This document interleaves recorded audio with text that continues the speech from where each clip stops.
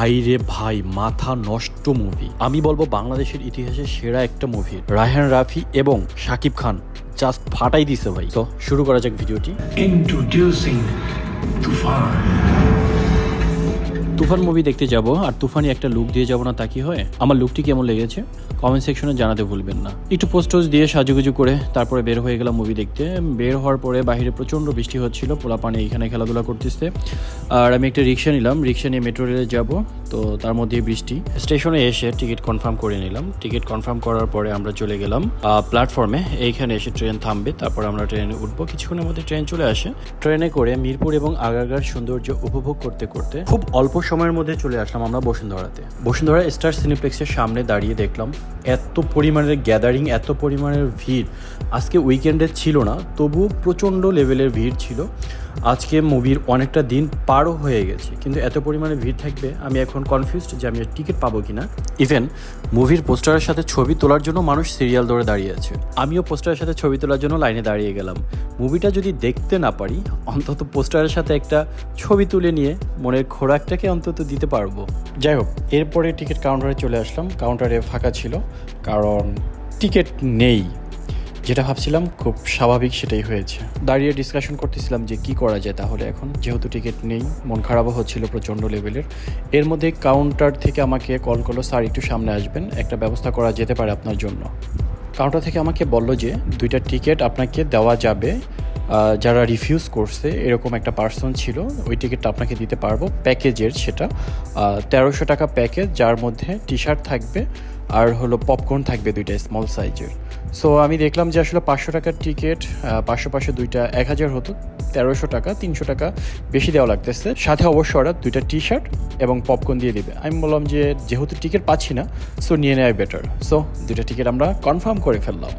এরপরে টিকিট চেকিংয়ের জন্য বিশাল লম্বা লাইন পার হয়ে ভিতরে প্রবেশ করলাম। ভিতরে ঢুকে আমাদের ফ্রি পপকর্ন এবং এক্সট্রা যদি কিছু নেওয়ার দরকার হয় সেটা আমরা নিয়ে নিব। কিন্তু এইখানেও বিশাল লম্বা লাইনের সিরিয়াল। অনেকক্ষণ দাঁড়িয়ে থেকে তারপরে আমি আসলে আমার চান্স পেয়েছি।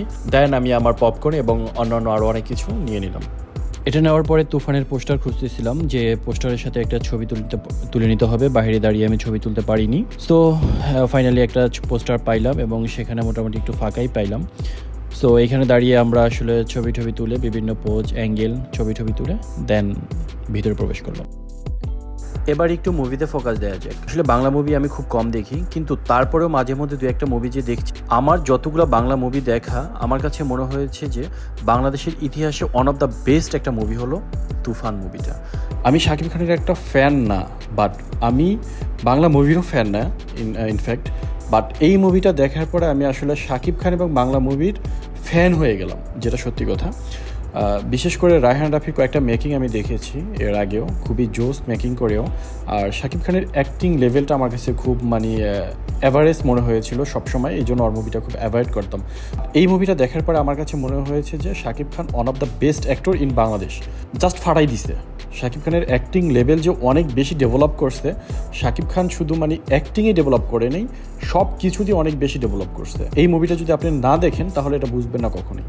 মুভির স্টোরি, সাসপেন্স, অ্যাকশন, কমেডি সব কিছু অসাধারণভাবে এখানে আসলে রায়হান রাফি ফুটিয়ে তুলছে। মুভিতে কিছু লেকিংস থাকবে, 100% যে একদম ওকে করছে। বাট বাংলাদেশে এখন পর্যন্ত যতগুলো মুভি হয়েছে এর মধ্যে থেকে এটাকে বেস্ট অফ দ্য বেস্ট বলা চলে। যাই হোক, ওভারঅল সব কিছু মিলে আমার কাছে মুভিটা খুবই ভালো লেগেছে। বাংলাদেশের মুভি এরকম আরও ভালো মুভি আসুক, সেই কামনাই করি।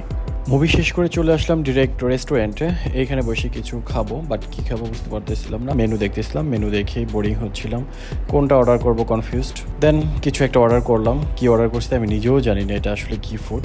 অর্ডার কনফার্ম করার পরে রেস্টুরেন্টে একটু ভিজিট করতেছিলাম। খুবই ওয়েল ডেকোরেট একটা রেস্টুরেন্ট, খুবই সুন্দর লাগতেছিল।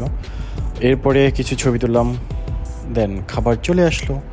খাবারটা দেখার পরে খুবই ভালো মনে হলো। খাবারটা খাওয়ার পরে আরও বেশি ইয়াম্মি লাগলো, খুব টেস্টিং ছিল খাবারটা। সো গাইস, ভিডিওটি এ পর্যন্তই ছিল। আজকের ভিডিওটি কেমন লাগলো অবশ্যই কমেন্ট সেকশনে জানাতে ভুলবেন না। পরবর্তী ভিডিওতে দেখা হবে এবং আপনাদের সাথে কথা হবে। সে পর্যন্ত সবাই ভালো এবং সুস্থ থাকুন। আসসালামু আলাইকুম।